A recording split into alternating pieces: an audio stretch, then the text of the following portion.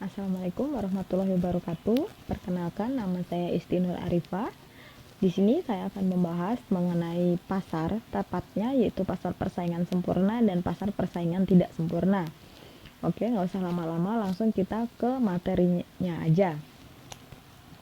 Pasar, seperti yang kita tahu, pasar adalah tempat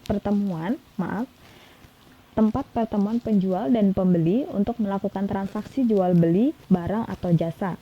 Contoh dari pasar ini seperti yang banyak kita ketahui, yaitu ada pasar tradisional, ada pasar modern. Namun di era digital seperti sekarang ini, kita juga ada yang namanya pasar online atau biasa kita sebut sebagai eBay.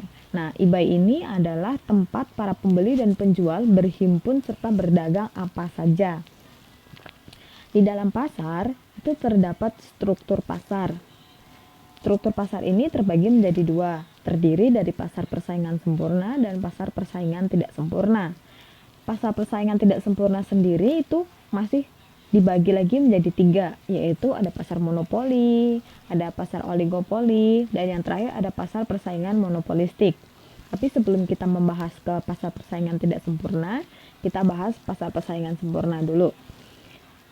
Nah, pasar persaingan sempurna itu apa sih? Pasar persaingan sempurna itu adalah pasar di mana penjual dan pembeli tidak dapat mempengaruhi harga. Di dalam pasar persaingan sempurna sendiri itu terdapat ciri-ciri. Yang pertama itu terdapat banyak pembeli dan terdapat banyak penjual. Nah, yang kedua itu barang yang diperjualbelikan pun serupa atau bersifat homogen.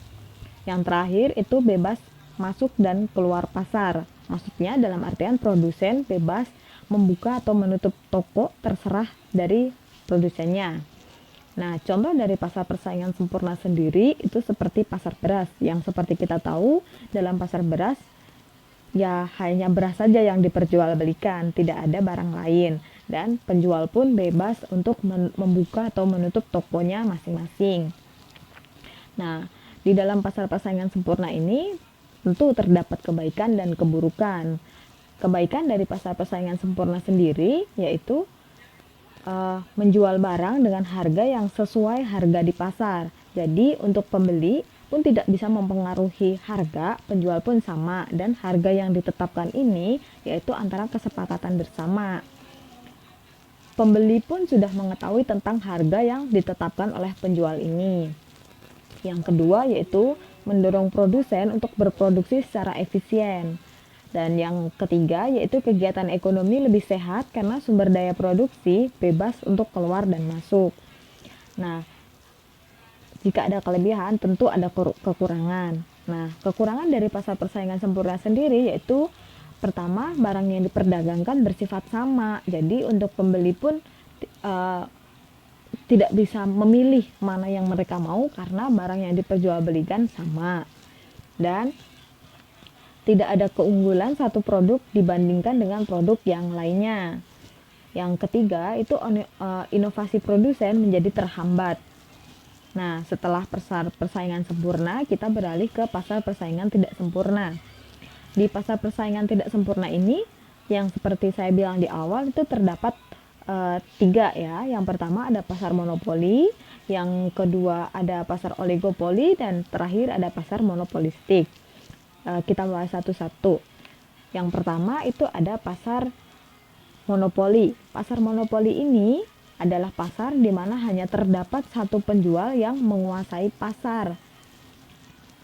Contoh nyatanya dari pasar monopoli ini yaitu seperti perusahaan milik negara, yaitu pasar perusahaan listrik negara atau biasa kita sebut sebagai PLN. Nah, ciri-ciri dari pasar monopoli ini yaitu hanya terdapat satu penjual. Yang kedua, itu terdapat banyak pembeli. Dan yang ketiga, produk pasar monopoli tidak memiliki barang pengganti atau substitusi yang terdekat atau mirip. Yang terakhir itu ada hambatan untuk masuk ke pasar ini, yaitu penetapan harga yang serendah mungkin. Yang kedua ada kepemilikan hak paten atau hak cipta dan hak eksklusif. Terus selanjutnya ada pengawasan yang ketat terhadap agen pemasaran dan distribusi. Keempat, ada skala ekonomis yang besar. Dan terakhir, ada kepemilikan sumber daya yang unik. Nah, di pasar monopoli ini tidak bisa semua produsen masuk atau bergabung dalam pasar ini. Karena yang seperti saya bilang tadi, di sini untuk masuk itu kita harus memiliki pengawasan yang ketat terhadap agen pemasaran dan distribusi. Nah, selanjutnya, kenapa pasar monopoli ini bisa muncul? Itu karena ditetapkan oleh undang-undang. Yang kedua, itu ada penggabungan beberapa perusahaan untuk menghimpun modal yang sangat besar. Nah, dan ketiga yaitu hasil cipta atau karya seseorang yang diberikan kepada suatu perusahaan. Contohnya yaitu PT Pos Indonesia yang diberikan hak monopoli oleh pemerintah untuk menjual benda-benda pos. Nah, dan kebaikan dari pasar monopoli ini yaitu menghindari produk tiruan atau persaingan tidak bermanfaat. Jadi karena hanya memiliki satu produsen otomatis menghindari persaingan. Nah, yang kedua yaitu menimbulkan skala ekonomi yang menurunkan biaya produksi. Yang ketiga ada terjaganya kesinambungan stabilitas perusahaan. Dan yang keempat yaitu ada mendorong penggunaan mesin teknologi tinggi. Dan yang terakhir itu ada mendorong kinerja Departemen Pengembangan dan Penelitian. Di dalam pasar tentu setelah ada kebaikan pasti ada kekurangannya. Kekurangan dari pasar monopoli ini yaitu penyalahgunaan kekuatan ekonomi. Tentunya dalam pasar monopoli perusahaan bisa memonopoli harga. Yang kedua itu adanya pelecehan terhadap posisi konsumen. Nah, dan ketiga adanya kesengajaan dalam pembagian pendapatan serta tidak ada persaingan, dan yang terakhir yaitu mengurangi kesejahteraan konsumen.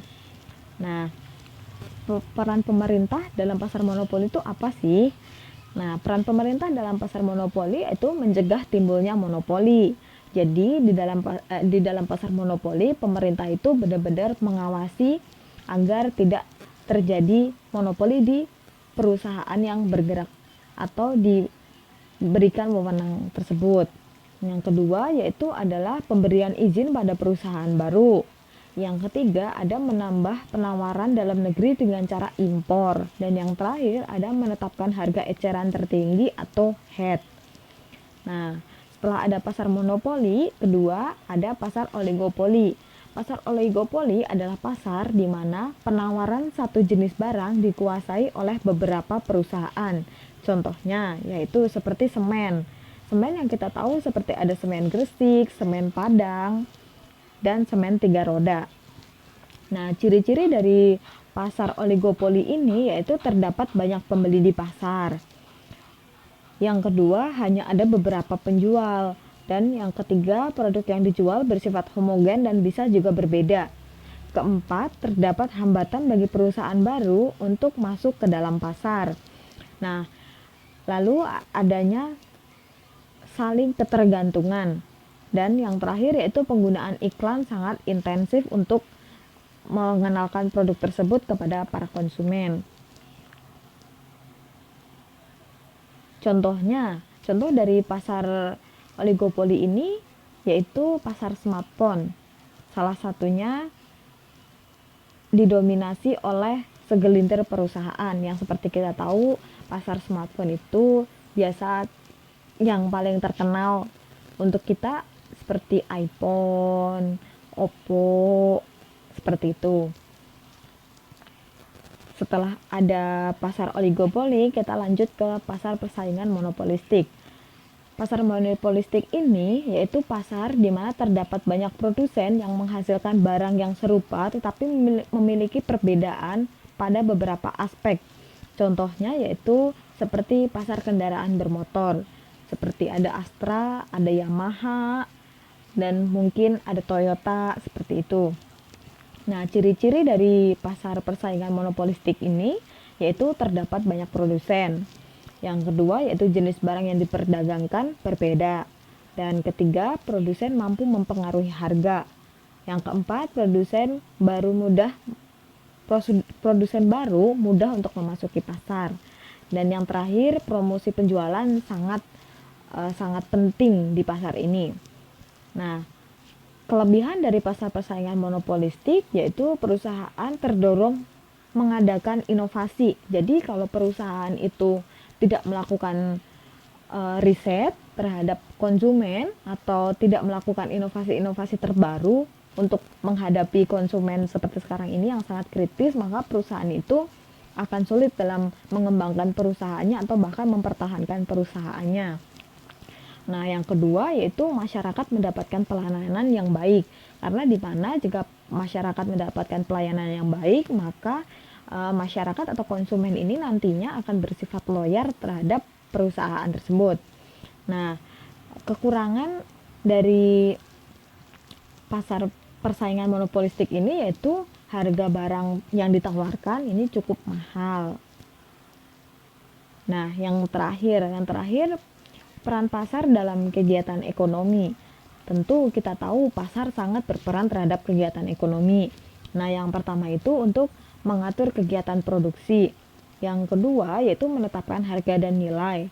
Yang ketiga itu mendistribusikan barang dan jasa. Yang keempat menentukan jumlah pembelian dan penjualan. Yang terakhir yaitu menentukan jumlah persediaan. Jadi cukup sekian pembahasan yang bisa saya sampaikan. Kurang lebihnya saya mohon maaf.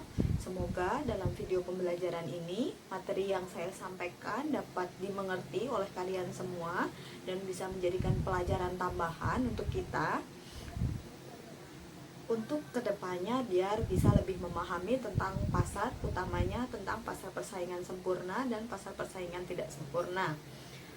Sekian video pembahasan dari saya, kurang lebihnya saya mohon maaf. Wassalamualaikum warahmatullahi wabarakatuh.